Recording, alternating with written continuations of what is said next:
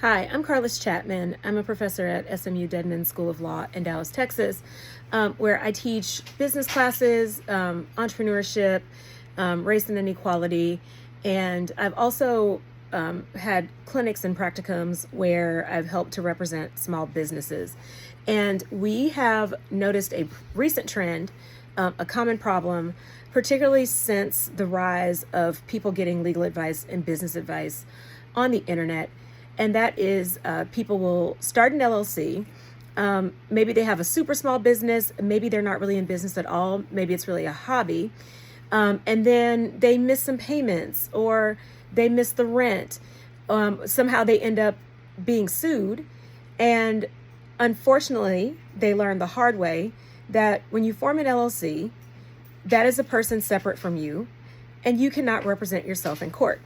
And what that means is our legal clinics, our support programs usually cannot help them, and they've got to go out and hire a lawyer to represent their LLC, when if they had not formed it at all, they could represent themselves.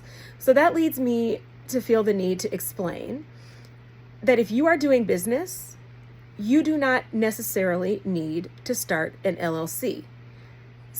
73% of all businesses in the United States are sole proprietorships or general partnerships.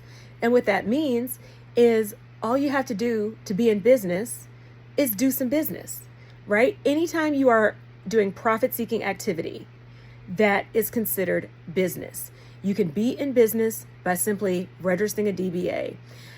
Now, here's the deal. The folks on TikTok, Instagram tell you that you need to start an LLC and put your assets in a trust, and that's how you qualify for loans, and that's how you qualify for tax credits.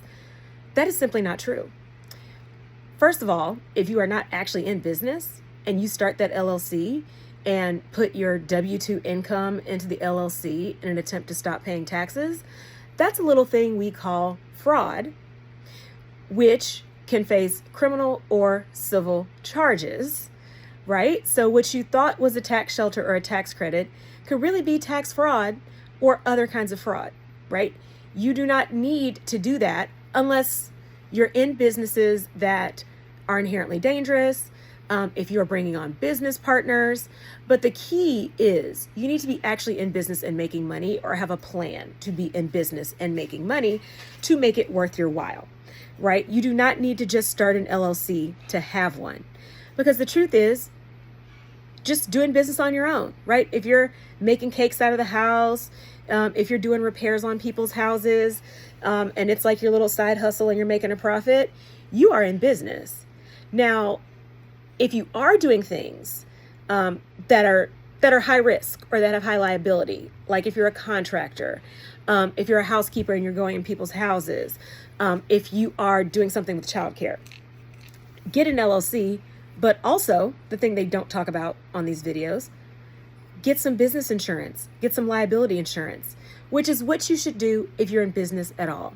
That liability insurance could cover your attorney's fees and could also cover the costs if you are sued, right? So the LLC alone doesn't save you. The LLC is not necessary. The LLC could simply be a way for you to need to do an annual report with the state, to do a separate tax form, like a sub K tax form, when you could really just be doing a pass through and putting it on your regular income, right? You could be, there's a new requirement to file a report with the federal government every year.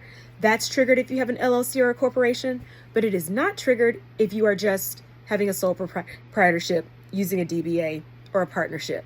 So whole point is, give yourself some time, get the business off the ground, or have a definite plan, but don't just get an LLC to get an LLC, right? It's pointless. You're spending money on nothing.